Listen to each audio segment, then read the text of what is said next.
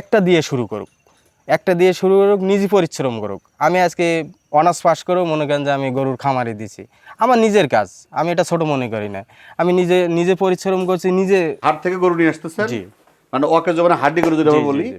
সেটা নিয়ে এসে প্রসেস বড় করে এই খামারে আসা কি? এর আগে আমি একটা ছোট একটা কোম্পানিতে জব করতাম, সেখানে দেখা যাচ্ছে স্যালারি যা পাইতাম সংসারই চলতো না, খুব কষ্টের মধ্যে দিন যাইতো। এবার দেখা যাচ্ছে আপনার পার গরুতে আপনার হচ্ছে হলো আপনার 15,000 টাকা করে তিন মাসে 15-20,000 টাকা থাকে একটা গরুতে থাকে। জি জি।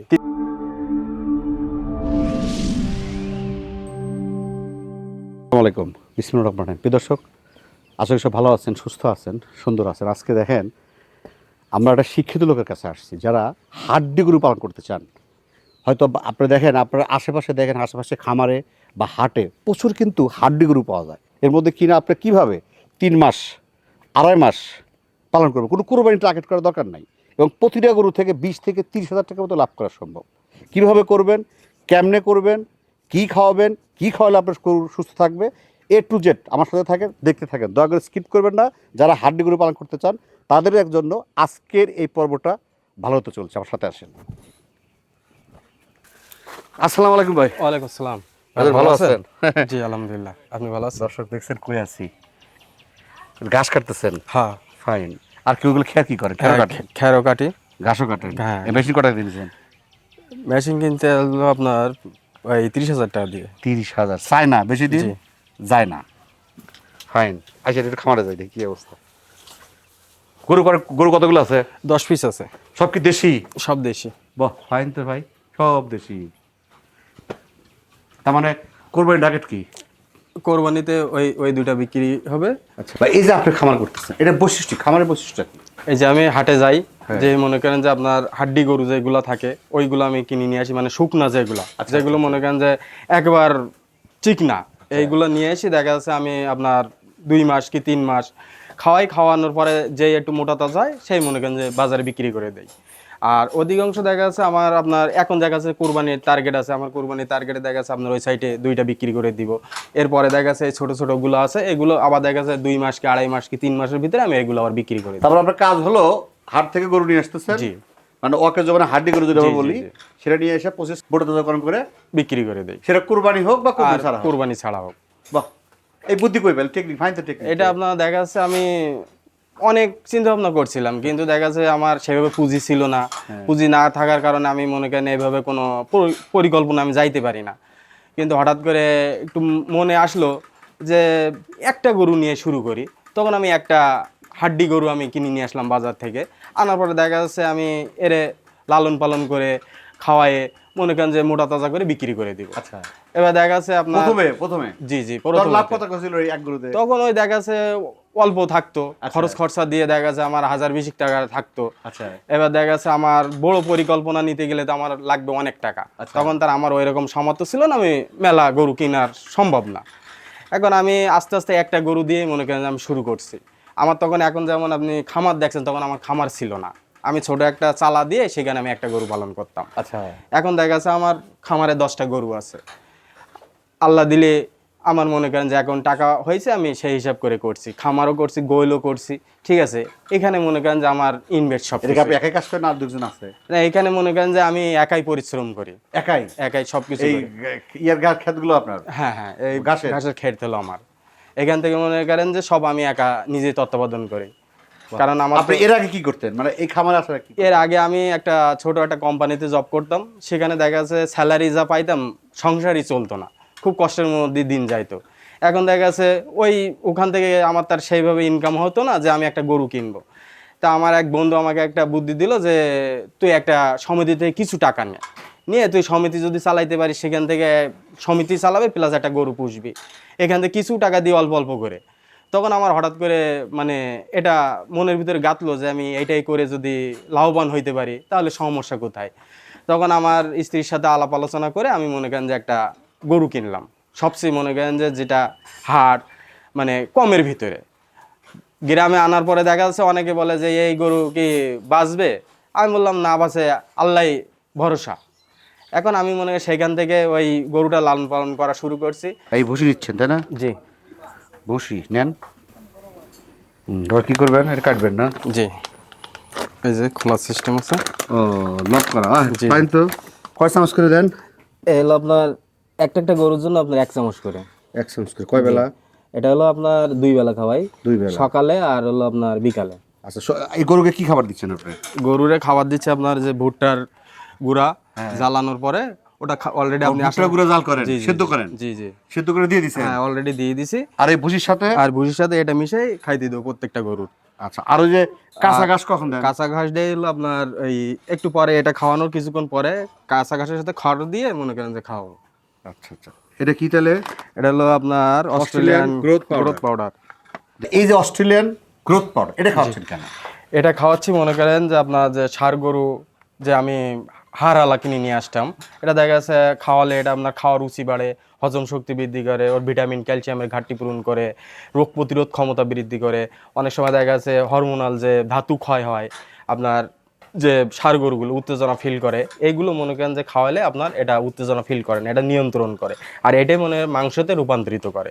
যার কারণে মনে করেন যে আমার এই গরুটা এখন, আগে কিনছিলাম সকালবেলা এসে দেখতাম যে নেপতাই আছে, এখন ঠেলা দিয়ে তুলতো তারা। এখন দেখেন মনে করেন যে আমি 35,000 টাকা দিয়ে কিনছিলাম, এখন দেখা যাচ্ছে 90,000 টাকার মতন। এইটা খাওয়ানোর আগে আপনার কি সমস্যা ছিল? তখন দেখা যাচ্ছে আপনার এই ষাঁড় গরু খাইতো না ভালো, মুখে রুচি নাই, পেট ফাঁপা থাকতো, অনেক সময় পাতলা পায়খানা করতো, আর আপনার এই ষাঁড় গরু হলো লাফালাফি ঝাপাঝাপি করতো, কাছে আসা যাইতো না, ধাতু ক্ষয় হতো। যার কারণে মনে করেন যে আমার ষাঁড় গরুর কোনো মাংস Develop হতো না। হ্যাঁ ডেভেলপ আসতো না। তার মানে এই যে গরুগুলো আপনি নিছেন, জি এই যে নিছেন, এগুলো সব সেমিগুলো খাওয়াবেন? জি জি জি, সবগুলোই খাওয়া। সবগুলো কিনে জি খাওয়াবেন? জি তার মানে মোটাতার জন্য বেটার। জি জি, সবচেয়ে বেটার। আপনি এর খোঁজ করে পেলেন আপনি? এটা আপনার ইউটিউবে আমি দেখছি, দেখার পরে আপনার অস্ট্রেলিয়ান গ্রোথ পাউডার, কিন্তু আমার তো অনলাইনে বিশ্বাস হতো না।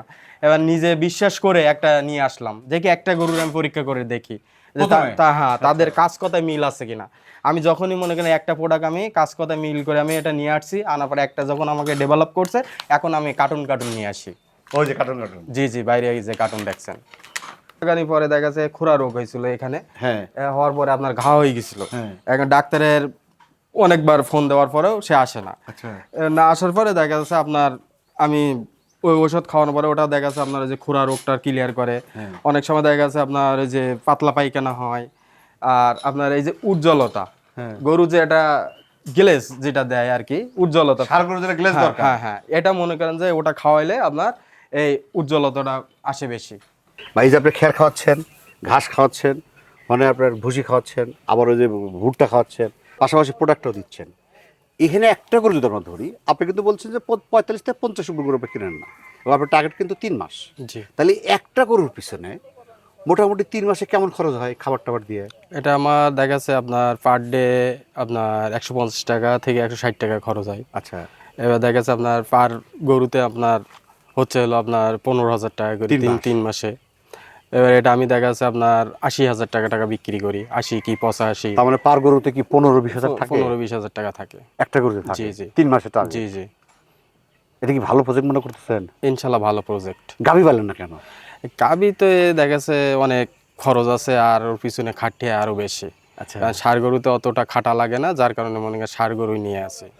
গাভী গরু আমি নেইনি, কিন্তু পরবর্তীতে আর কি প্ল্যান আছে গাভী গরু ওঠানোর জন্য। আচ্ছা, আপনি এই যে গরুগুলো কিনতেছেন, এটা বেশিরভাগ কি হাট থেকে ক্রয় করেন নাকি খামার থেকে, কিভাবে? দেখা গেছে আমি হাটেও যাই, আপনার খামারিতেও দেখি, যেখানে আপনার সবচেয়ে সেই মানে গায়ে শরীর কাবু মাংস বোঝেন যেটা হ্যাঁ এটা আসলে খাওয়ার কাবু, জি জি জি, এটাকে নিলে কাজ হয়। হ্যাঁ হ্যাঁ, আর নিয়ে এইগুলো প্রথমে কি একটা কৃমির রোজ মেরে দেয়। জি জি। হ্যাঁ।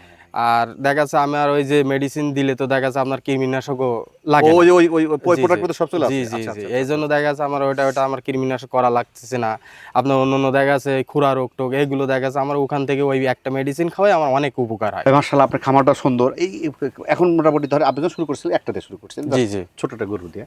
এখন মোটামুটি টোটাল বাজেট কেমন, যদি একবার বড় ঠিক না, তারপরে এখানে দেখা আনুমানিক আপনার 20-এর উপরে আছে, লাখ 20-এর লাখ উপরে। 20-এর উপরে। জি যেমন জি সেই শুরু থেকেই জি। শুরু করছিলেন একটা দেড় জি, করে। তো কিভাবে আসলে এখানে পোষাটা হলো? আসলে ভাইয়া মনে করেন যে সবাই তো সেভাবে হেল্প করে না। যখন আমার একটাই গরু ছিল, অনেকেই মনে করেন যে আমারে বিভিন্ন রকম ডেডি কথা বলতো যে এটা কি চলবে, এটা কি চলবে।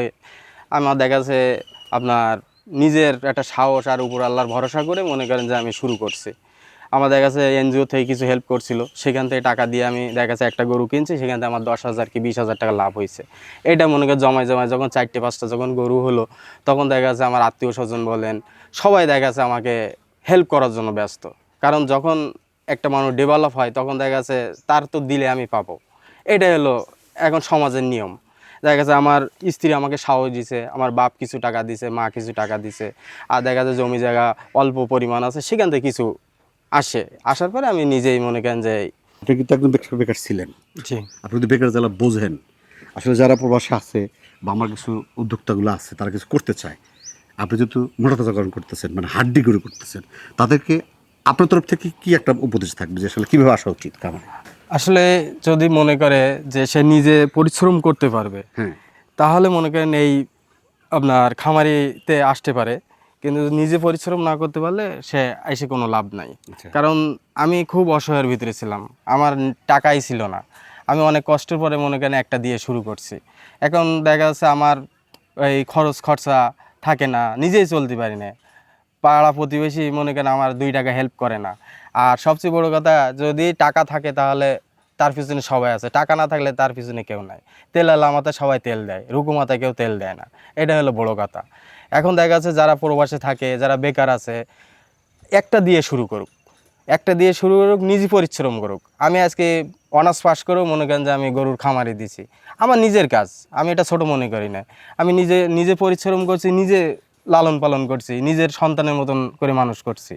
এখন মনে করেন দেখা যাচ্ছে আমার ভালো ইনকাম আছে, কিন্তু আমি যদি একটা লোক দিয়ে করাতাম তাহলে আমার এই ইনকামটা থাকতো না। মানে আমার ভালো বোর কী বলবো, দেখেন উনি একটা যে কথা বলছে, দেখেন আসলে বাস্তব কথা বলছে যে আমার মাথায় যদি তেল না থাকে, কেউ তেল দেয়, দেখেন এটা বাস্তব। দেখেন আপনারা যারা বেকার আছেন, হিসাব করে আপনি কেউ দেখতে পারে না, এমনকি আপনার বাপ চাচা ভাই ব্রাদারও দেখতে পারে যদি আপনি যদি ইনকাম না করতে পারেন। পয়সা থাকলে আপনাকে সবাই আত্মীয় স্বজন আসবে, জি। পয়সা থাকবে না আপনার কাছে আত্মীয় স্বজন আসবে না। অতএব আপনি যদি গরুর খামারে আসার ইচ্ছা করেন, আপনাকে ইচ্ছা করবেন যে আমি পারবো, ইনশাল্লাহ আপনি পারবেন। আপনি যদি ভাই এর পরিশ্রম না করেন তাহলে তাহলে ভাই আসার দরকার আসার নেই। আপনি দরকার যদি নেই। পরিশ্রম করতে চান তাহলে আপনি না আসেন। তো ঠিক আছে ভাই, ঠিক আছে, সময় দিতে ভালো থাকেন। ওকে, আসসালামু আলাইকুম। ওয়ালাইকুম আসসালাম। প্রিয় দর্শক, পরিশেষে সবার দীর্ঘ মঙ্গল কামনা করে আজকের মতো শেষ করছি। আল্লাহ হাফেজ।